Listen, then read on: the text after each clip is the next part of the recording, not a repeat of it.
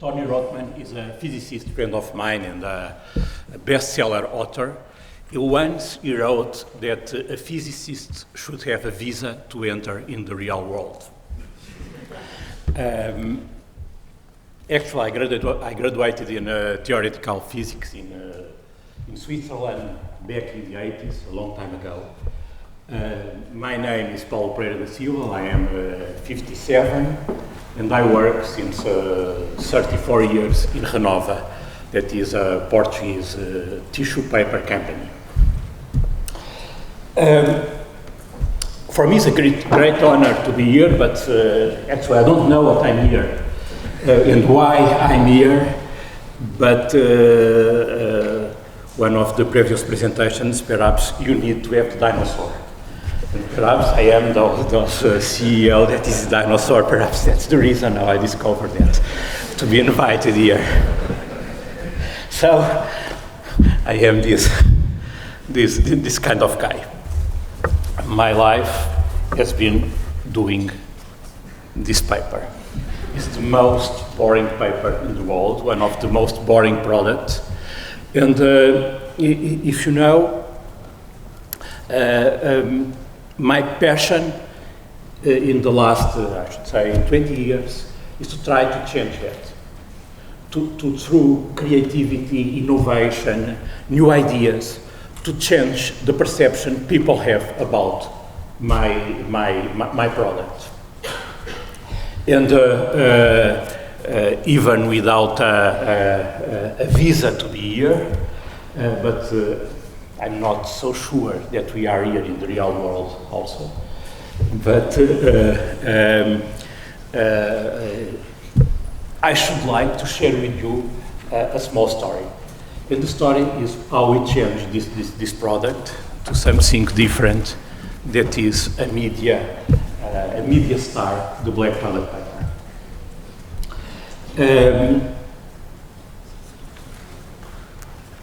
You know, as a student, my dream was to participate in any way in any advance in the discovery of our big universe, be part of something. And my 3 seconds of fame was one interview with the New York Times about toilet paper. One must keep some humility in life. Before starting my tale, let me see, it has been told here that I love to travel. I am very, very curious about the world. And I like very much to travel everywhere and trying to understand why things are like that.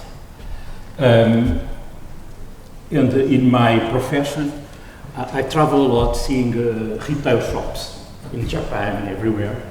And I like very much to take photos. I collect lots of information with images.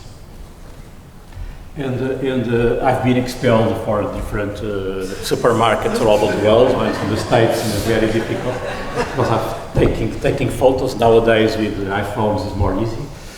We can take them, but it's very important for me to observe how people shop and the choice of people.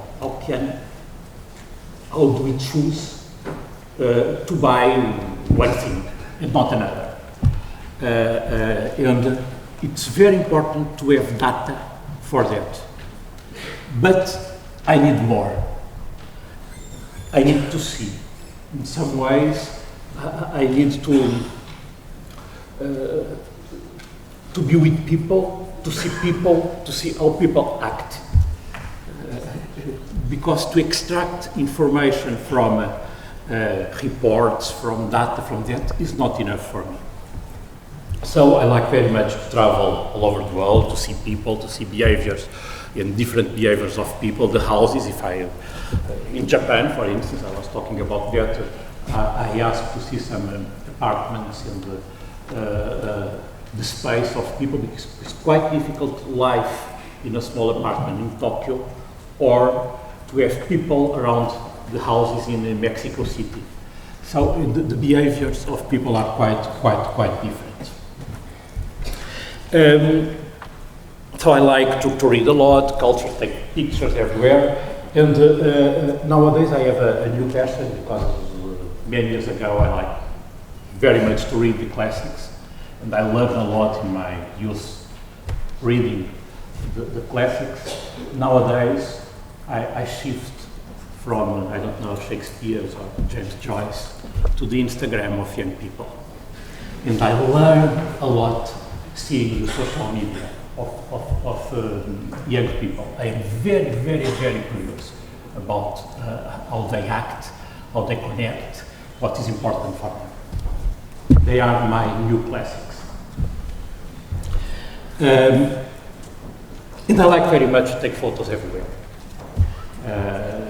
One of you yesterday, or the day before yesterday, was advised in his Instagram to not be near my house because it can be catched with one of my hashtags. And this is 2 days ago. It's very bon. Traveling like that, you know, I have in my office I have always a cabin, supermarket basket, because the final judge of my work is the citizen. I don't like the word consumer. Is the citizen when he chooses to put my product in his basket and take it to the cashier. So the final, I work for people and I have to understand people. The second one is a globe, a planet globe, because for me as a physicist, dimensions are very important. And we can do a lot of things, but we have to know, to have data, and to know our real dimension. Traveling like that when it happens to be in Vegas. And Vegas is a mythic town where people like to gamble, to see shows. I must tell you that I do not gamble, never did. Never, ever, never. But I like to see some shows. And I was in a Cirque du Soleil show, and seeing some people not, I should say, bare people with black clothes, I had the idea of the black toilet paper. Why? The week before, I was in Paris in a studio of a French photographer that works a lot for Renova, François Rousseau, and he was shooting a campaign, an advertising campaign for Renova, with a couple, man, girl, naked, with white toilet paper. It happens that has been a very, how can I say, a very strange campaign, forbidden in France, like almost all our advertising campaigns. But if you want, the association between these two ideas, the bodies, the white paper, the black clothes, the bodies, the claim of the campaign was the pleasure of being clean. That association gives me the idea of the black toilet paper. It is some kind of collecting images and to match and to think a little bit about it. I was in the beginning very afraid of the product, doing the product. Paper making is a very heavy industry. We have very big machines, and to do a paper black, I thought that everybody will think our president is crazy, because after they have to stay 1 week cleaning the machine. But finally it changed our company. Why? If you want, the press take the product, and it has been spoken everywhere, from the United States to Japan, the black toilet paper, and it was a huge wave about Renova, and that gives us the legitimacy in the business. Renova as a brand didn't exist in the industry before. And after we exist, now I can say I'm the guy of the toilet paper. So it's very, very, very important, the innovation, to take risks, the creativity, and for me as a CEO in my company, to be able to create and to have new ideas.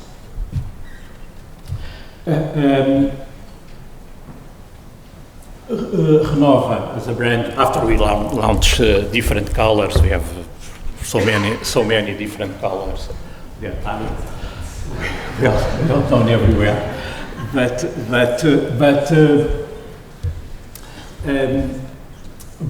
Renova has been a case study in INSEAD. So it was the best-selling case study all over the world. It's the first time that INSEAD in Paris sold more cases than Harvard. So I've been talking about our case everywhere in the world, in different universities, to different MBA, usually MBA students. 2 months ago in Stanford. And it is very important for us because that connects us with lots of people around the world that are sending me through networks, data, ideas, photos. And they are our fans. And we work a lot with our fans because they helped us with new ideas. And it's quite important. It's very difficult after to collect all that data and to make happen new things. And that was that I want to talk a little bit about it, about my experience. You know, I don't want to speak here about data science. You know it. I know nothing. I will not speak about research in terms of industry, about chemics, physics, whatsoever. But a small difference for us to be very innovative and very creative, a very small company in world terms, a Portuguese company that is very small and that cannot afford to have a campus with hundreds of PhD doing innovation. How can we solve this problem and keep developing our, if I can say like that, our DNA and bring new products, sexy products to the people, even if it is only toilet paper or napkins or things like that. And for me, the answer is a culture of innovation. Try inside the company to be focused in innovation. And for me, innovation has something that is very important, is new concepts. Try to have new concepts, new ideas. So I have a very small department, the name is BRG, Business Research Group, that are in the center of a very huge office, open space. They are in the center. And they should, or they are tasked, they are designed to attract new ideas, new concepts, internally and externally. For that, I need people that are very curious. We are talking only about concepts and ideas. They must be very, very curious, and I found people like that in the pure sciences. Physicists, mathematics, sometimes chemists,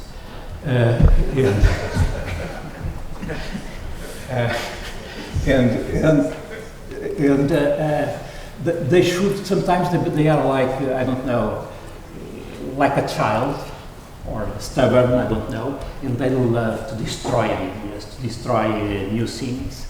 But if we decide to go one way, they have an enormous and mathematical precision, and they are very able to talk with engineers, with our research in industrial teams, or to work with people that are analyzing data, or to work with artists.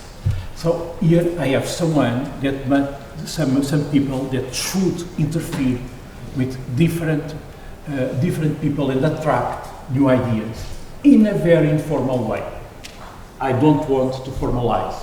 If you say, send me an email with one idea, people inside the organization, perhaps they will not send the idea. Why? Because they will think, I have no time nowadays, I will get that tomorrow. Tomorrow I will get that, he will forget the idea. And just to write it takes, it can have as a consequence some kind of evaluation about the skills, I don't know. So I prefer talking, I prefer that they go around those guys and the coffee machine, there is a coffee machine to take a coffee and decide, I have this idea. It thinks a little bit like that. Not too much stuff. An original idea is very, very difficult to have. For me, an original idea is like quantum mechanics or psychoanalysis, something from, we see the world in a different way. That's not what I need in Renova. What I need in Renova is to decline, to adapt foreign concepts from other business to my business. And for that, I need to be very curious about the world, how things are moving and trying to move things. Let me say, I see the world nowadays, if I have to have a word, is complexity.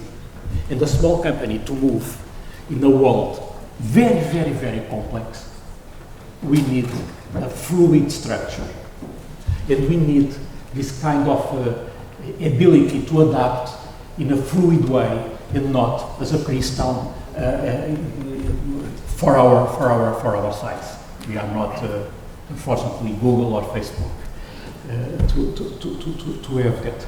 And let me tell you also, I'm not, this vision about creativity of new concepts is not at all in opposition to any data science.